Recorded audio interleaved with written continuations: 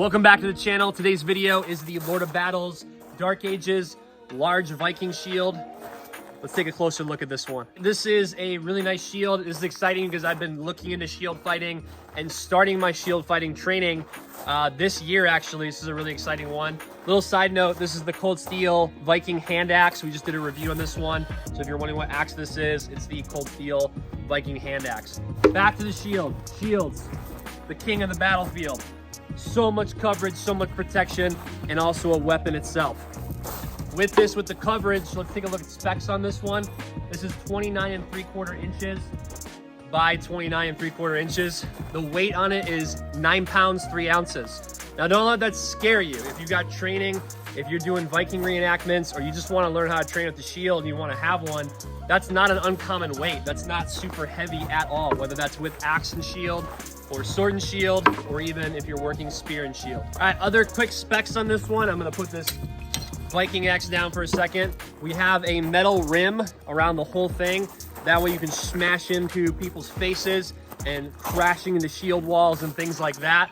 You also are just, if you're doing reenactments and you are doing anything with contact where a weapon, like a dull weapon is hitting this, you don't want this thing to get splintered up. So this is gonna last. It's a nice steel rim they put on it. The boss in the middle, so this thing right here, if you don't know what a shield boss is, it's 16 gauge, and it's the only thing that protrudes out. So if you see it from the side, I'll put it on the left since the shield is supposed to be on the left.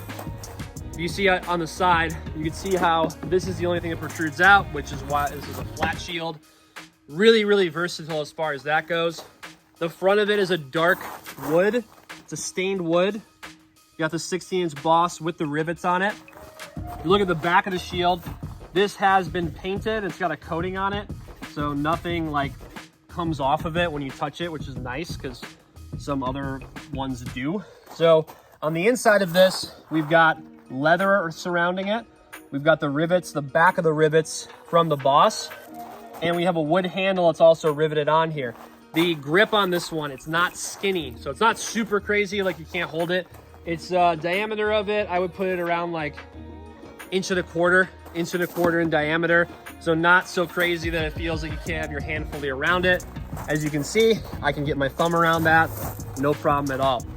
Some cool features as well is that they put a piece of leather on the inside of this. So this all around the boss is leather so that your wrist isn't constantly rubbing into that. That might not seem like a big deal, but if you're somebody like me who literally has a scar on that middle knuckle right there, that's from a shield, from the handle being too loose.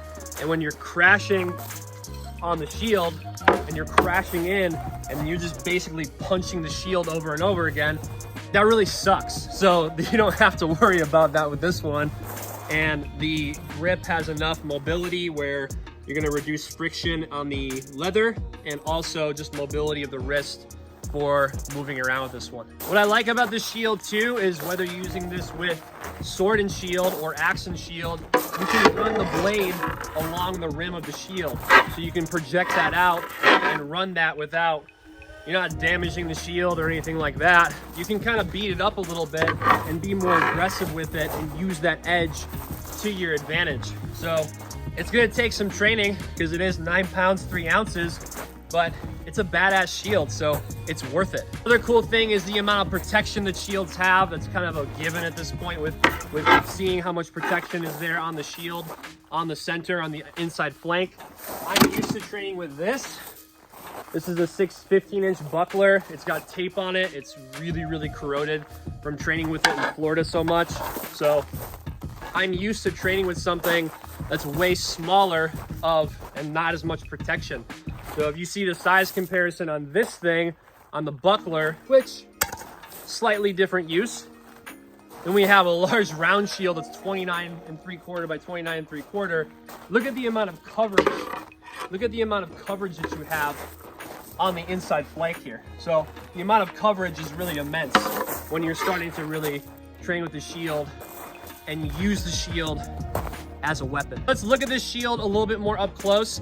rather than just setting the shield down and just kind of paying the camera around it, I wanted it to be more interesting. So I walked around with the shield so you can see proportions wise. I'm 6 feet tall, so you can get a good gauge of proportions for a shield. This will cover virtually anybody. So let's take a look at that footage and some closer looks at this Viking shield. All right, check it out. Here's another just proportions view for you so you can see it. Here's the front of the shield, how it looks from the side, whether you have a Viking axe or not to match that. Boom. There we go. From the other side, so you can see it. If I go up close, it's just a better view to do it like this than it is to like lay it flat. So you can actually see, like, okay, like what does this thing actually look like? There's the edge. Kind of back out to like a wider, right there, like a wider view of it.